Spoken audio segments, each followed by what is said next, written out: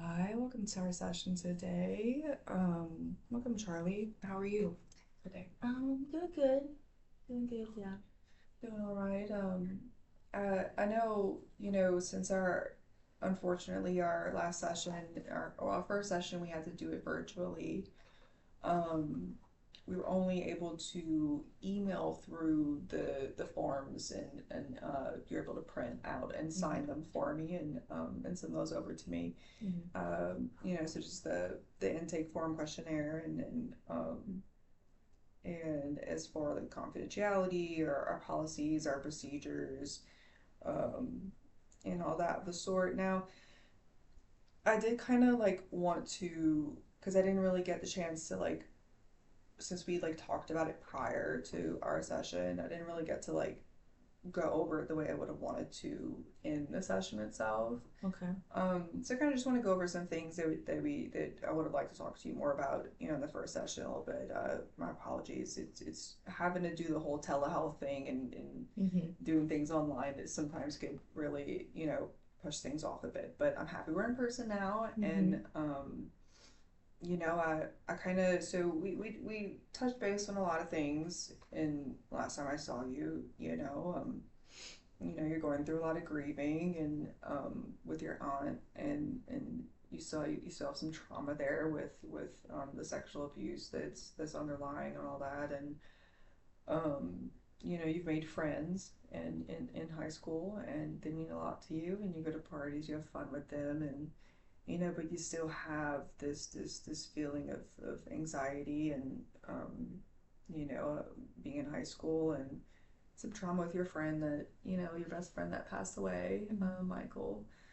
Um, so I kind of want to go over so it's just some basics that I kind of just want some clarity on.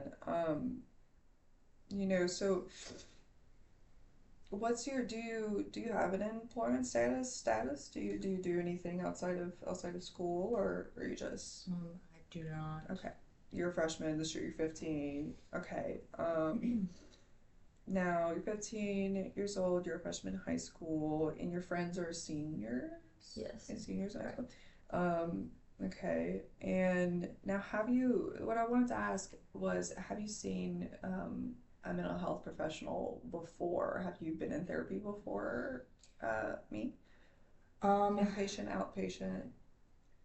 I recently had a hospitalization. Okay. Um, but that's pretty much it. Yeah. Okay. So what? I'm gonna ask you more about this after I kind of get some of these questions out the way. I want to talk more about that. Are you okay? Mm-hmm. Is everything was Yeah. that was It was recent? it was definitely helpful. Yeah. Okay, okay. Now are you on any medications, any of that sort? I'm not right now. Okay. Um, Now whenever I know you mentioned you and your friends go to parties, do you use any drugs, alcohol, tobacco, any of that sort?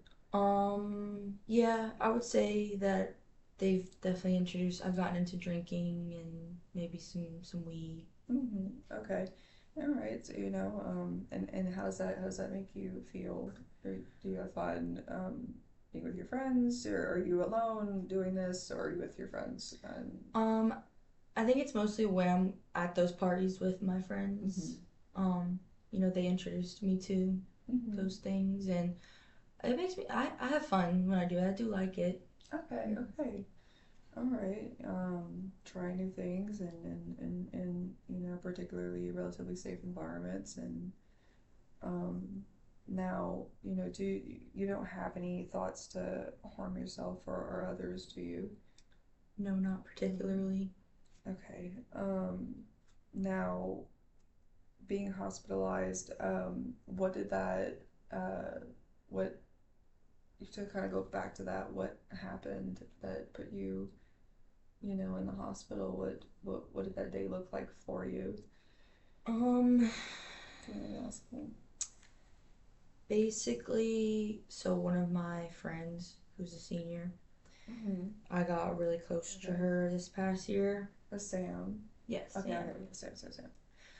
So I got really close to Sam, Mm-hmm. and she was a senior, and she just left for college, and I think it Mm-hmm. just I got in a moment where I thought too much into it. Um, Yeah. and I don't know, I just started getting lightheaded, and I did end up passing out. Mm-hmm. But I called my mom, Okay. whenever I started to notice that it was that I was possibly gonna pass out. So I Okay. did call my mom, but yeah, and then I woke up and my parents had found me, and Okay. then they took me to the hospital. Okay. Do you now, like, whenever you felt like you were about to pass out, you think that was a panic attack coming on? You know, sometimes you struggle to breathe, Yeah, and it definitely. You you could know, say that. I kind of feel like I was having like memories. flashbacks, Yeah. that trauma, the It was kind trauma of triggering. was triggering. Mhm. Yeah, that's a very, strong event, and Sam seems like, she meant a lot to you. Mhm. Is that true? Yeah. It seems like, losing, and you seem like you've dealt with a lot of loss lately, Mhm. and that could certainly get to you in a very, very particular way. Mhm. Um, is there any sort of communication you still have with Sam? Do y'all maybe write to each other? Do you want to write to her? Um, as of now, I haven't spoken to Mm-hmm. her since the incident, just because I Okay. feel like I don't know. It kind of Mm-hmm. makes me uncomfortable to think about. Yeah. Just it was a lot in the moment, Yeah. like her, I guess as a person, thinking about her causing it. Right. Right. Right. But I did really love her as a friend. We were close, and she helped me. Her and Patrick, my other friend, Mm-hmm. helped me through, my first year as Yeah. freshman. So I, I would like to get in touch with her again, Yeah. probably. Yeah. Because I know you really like writing, and Mhm. and journaling and stuff, and Mhm. I know we had like mentioned at the end of the last session going, doing like some journal prompts and Mhm. things like that. And maybe it'd be good that you write to her Mhm. wherever, whichever college that she's in, and maybe you don't have to mention anything about your hospitalization. Maybe Mhm. that, you could just mention, hey, here's how I'm doing, and then just say Mhm. whatever you want to say, and it doesn't have to be, something that you're afraid to do, and maybe it'll make you feel good. You just maybe that's something you can experiment with, and we could get back to that on the next session. If you're comfortable with that. I think that sounds Um, good. and so now, Sam, I know you mentioned that she was a friend to you. Now, do you have you had any romantic relationships? Do you With her, Yeah, with her or with anyone? um, I know she was a senior, but yeah. So I mean, I've never really told anyone this before, especially mhm, um, you know, mhm, Patrick, our other friend. mhm, Um, I feel like we kind of had this like weird tension. But mhm. I think she just thought of me as like younger, Yeah. just as a friend. But there was just maybe some weird stuff going on. I don't know. I think I maybe fell in love with her, and maybe that's what made the situation worse. Okay, so it seems like there's a really deep connection and friendship between y'all two, but there's Mm-hmm. also this, um, this sort of like romantic tension of is she like rather closed off to having wanted to be in a relationship? Is she what does she kind of display as how she feels about Um, things? Um, I feel like she pretty much made it known that mhm. she wasn't interested in a relationship, but I don't know. I just feel like I was getting like confusing signals. Oh, okay, Maybe. okay. Yeah, that's exactly what I was saying. So there were some signals there that you couldn't really properly read, and in those Mm-hmm. situations, it's do you say something? Do Mm-hmm. you let it go? And seems like that built up inside of you and that was present for some time. Hmm. And that's difficult. Um, you know, you miss her and yeah, I think it'd be really good for you to write to her. Now, a few more questions, that we briefly went over on the intake form already. Online, I just kind of want to go over a little bit. Now, we talked about that you live with your mom and dad. There's no siblings. And the relationship with your mom's relatively strained because of Aunt Helen. Hmm. And it's your mom's sister, and they were really close, and she doesn't know what happened there, Hmm. right? Right.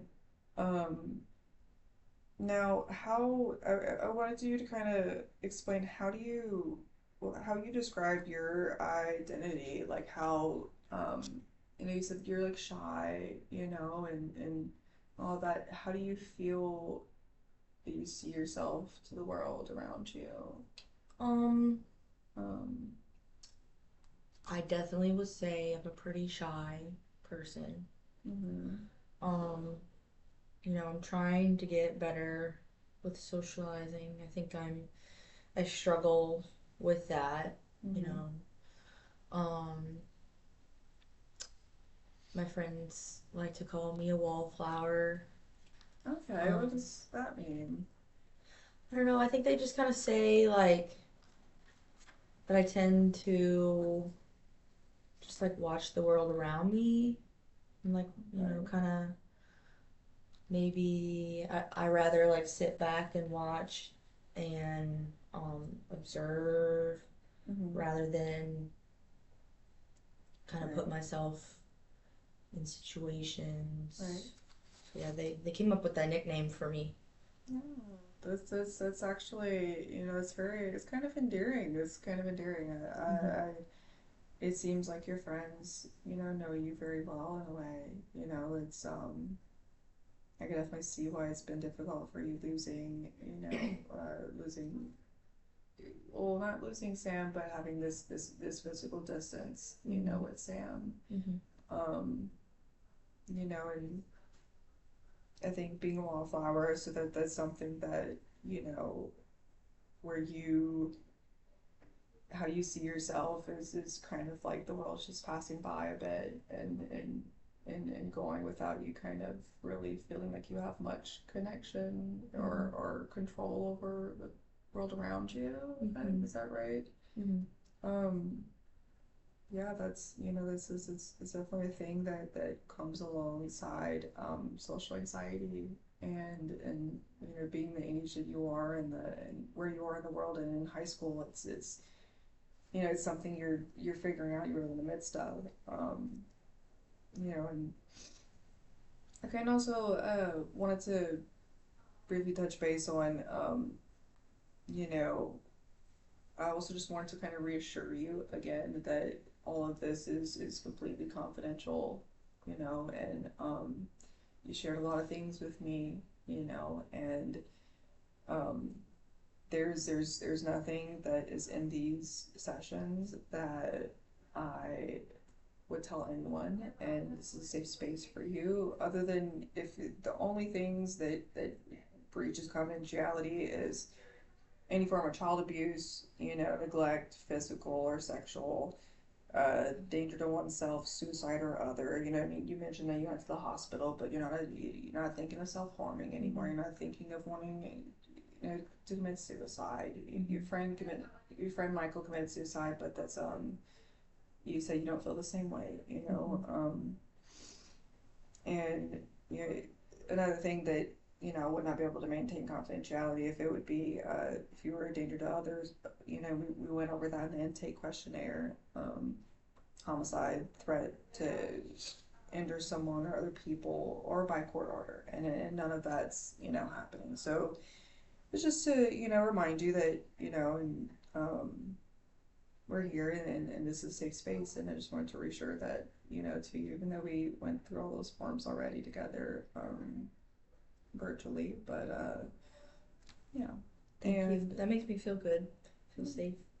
good, okay, Yeah. good. And moving forward, it's like this could definitely be a thing that we could create goals together, and we could, find ways to make your high school and your life experience and your individuality and how you feel being a wallflower and Hmm. who you are as a person feel better and feel more of a positive experience for you. Hmm. And maybe we could spend some time combing through, the trauma that you have and what that looks like and how it impacts your life. And um, so I really wanted to kind of go over um, the case conceptualization a little bit. Now, well, no, the clinical assessment, I'm sorry. Um,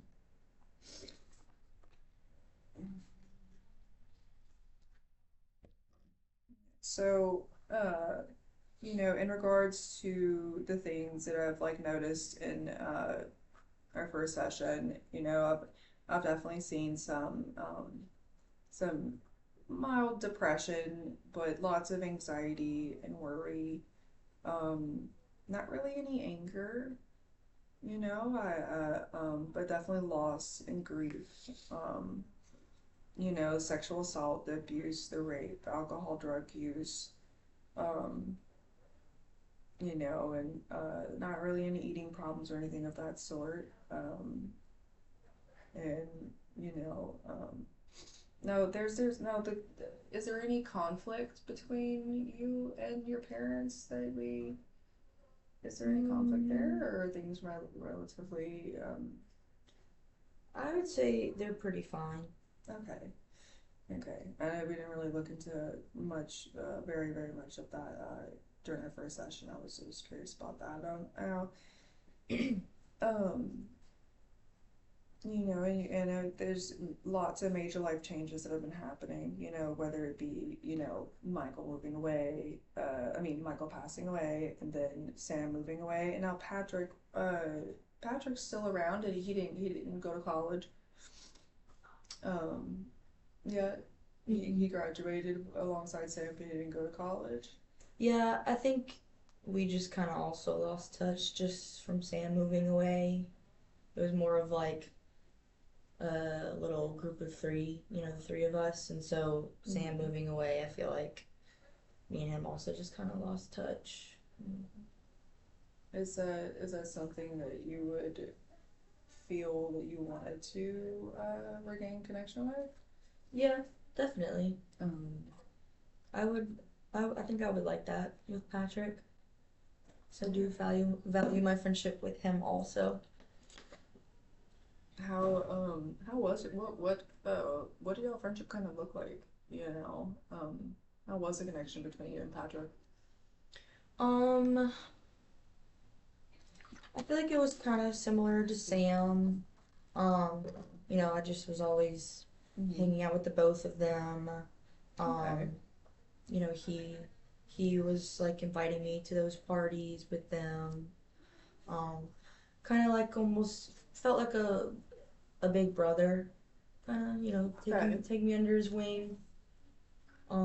So I did appreciate that. Mm-hmm. So he was relatively like protective Yeah. over you and kind of guided you a bit. Hmm. Yeah, I feel like losing that I feel like it seems like Sam and Patrick definitely gave you a lot of security in Hmm. your day-to-day life, Hmm. at parties, at school.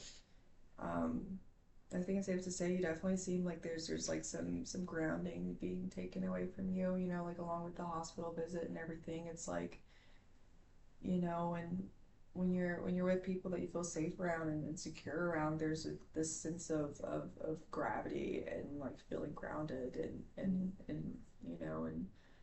and understanding and processing the world around you in a better way. We've got to figure out how to, per se, try to get you back to a place of like equilibrium and balance, Hmm. even with them gone. Hmm. Writing them letters is one thing, and but and trying to figure out maybe how we could look into, making new friends and and self-reflecting and spending time with yourself is something we could do as well. Um, now, um, I also kind of wanted to go over some more in this clinical assessment that, I know that you're having, so for, as for your sleep, how are you sleeping? Mm, I wouldn't say it's the best Mm-hmm. sleep. Okay. I feel like just Are you having any nightmares? yeah, I feel like especially ever since the hospitalization, Okay. um, sometimes nightmares will keep me up, you know, and Mm. just thoughts, memories. And what do these nightmares look like for you, if you mind me asking? Um, I think they're kind of just like those flashbacks that I had when Mm-hmm. right before the hospitalization. Mm-hmm. Just kind of bad memories, flashbacks that take me back to some bad times. Yeah. Yeah. So I'd say, it definitely seems like it's something that, you know, if you're having nightmares and trouble sleeping, that it's definitely probably tying into some PTSD that you're having. Um, PTSD is a very complex thing, and it looks different for everyone, but it all in all, the having visual, in your mind flashbacks in those moments where you're panicking or you're waking up in sweats or having nightmares and it feels too real, that's it's definitely aligning with PTSD. And we're gonna, you know, slowly get into, diagnosis and after we kind of guide through the rest of this clinical assessment and case conceptualization forms. And um, now, as for your trauma symptoms, what would you say you're having other than flashbacks? Is there any hypervigilance, dissociation, numbing, avoidance efforts that you're making? Um, Um, like when people come around you, like do you, you know, feel a certain way, or does it um, impact any of that? I mean, I think I told you before about, at school, like those moments where I would Mm. kind of just freeze up. Mm-hmm. Um, if That's true. things related to my past ever got brought up or Mm-hmm. triggering moments. Um, Maybe sometimes, I avoid certain Mm-hmm. social things due to like fear, Okay. stuff like that. Okay. So there's definitely some avoidance and out of fear and anxiety. I think that definitely also ties into the PTSD and that's affecting you in a way that it's affecting your sleep habits and your ability to make friends and like properly function throughout the day of school. That's Mm-hmm. does it ever impact like your grades, you feel, or is everything relatively functioning okay there? I mean, sometimes I don't go to school because I'm just, that fear. I'm not Okay. really enjoying school that much, so I guess my grades have been affected. I really like English, because of writing. Okay. Do you feel that that's like there's been like a significant change since Sam and Patrick have been gone, or like were you feeling more comfortable prior, or like this all just kind of started after they've left? I feel like it first started, before I made friends with them when I Okay. first started school, Feel and the then it same got way. better. Because I feel like they kind of helped me with Mm-hmm. my self confidence, Mm-hmm. and just like was since they were older than me and they were seniors, Oh. anything school related, I would just ask them. Um, Now I guess since they, I'm not as close to them anymore, I don't see them, and I don't have that help, Mm-hmm. and the hospitalization. I think my grades kind of started have been getting bad again this Okay. year. Okay. Yeah, that's just, that's definitely something that is, is crossing with, crossing over to all the things that have impacted you and happened in your life lately. It's really, it checks out. It makes sense as to why you're feeling these ways, and I really kind of, coming to it, with things you've gone through, and according to the DSM-5, per symptoms, um, you definitely, I'd say, have anxiety, um, you know, and I think that the PTSD, I'd going over to trying to diagnose you, according to your symptoms that you're having. I'd say the criterion that you meet is definitely, the anxiety and the PTSD and from all the trauma, and while grief is definitely playing a significant role in everything, it's definitely not helping any of this, and I'm really happy that you got to at least go to the hospital and get therapy there, and now you're definitely making a big effort to continue therapy, and that's a really good place to start. And um, I don't think there's really any medical necessity that we have here at this moment. I think no harm to yourself or other people around you, and I think as long as we continue to stay on the safe route of assessing what's going on in your day-to-day life, and how we can move forward, it would be really good. Now, um,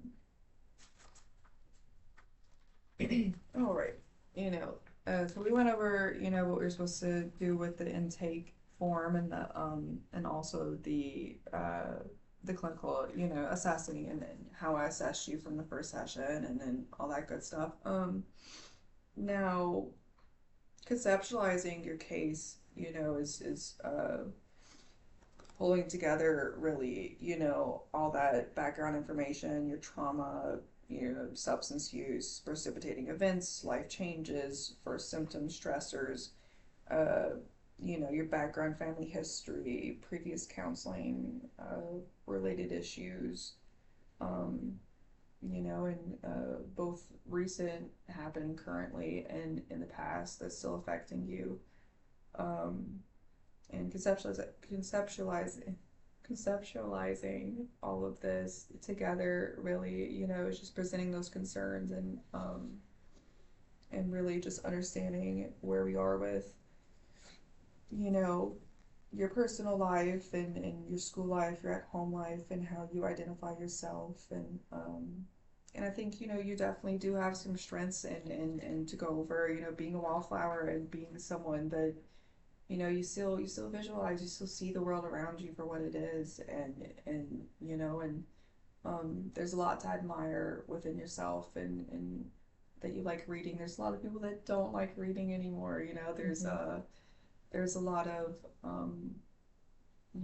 resiliency, and loving the people around you, and even if you may struggle to find that love and care, for yourself, I think that you've shown an enormous ability and capability to do that with, Sam and Patrick and Michael and your family, and the things you've been through with your aunt and your mother, and the fact that you're still able to, regardless of the hurt and the pain, and the trials and errors, you've still been able to be empathetic and caring and loving to them Mm-hmm. anyway.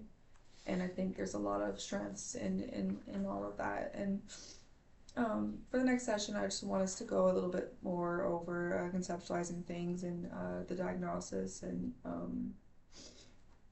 what we're gonna do about setting goals going forward. Um, yeah, and I think I'll be able to have you back next week. And is there any questions you have today? Mm-hmm. No, I think I'm pretty good. All right. Thank you so much. Thank you.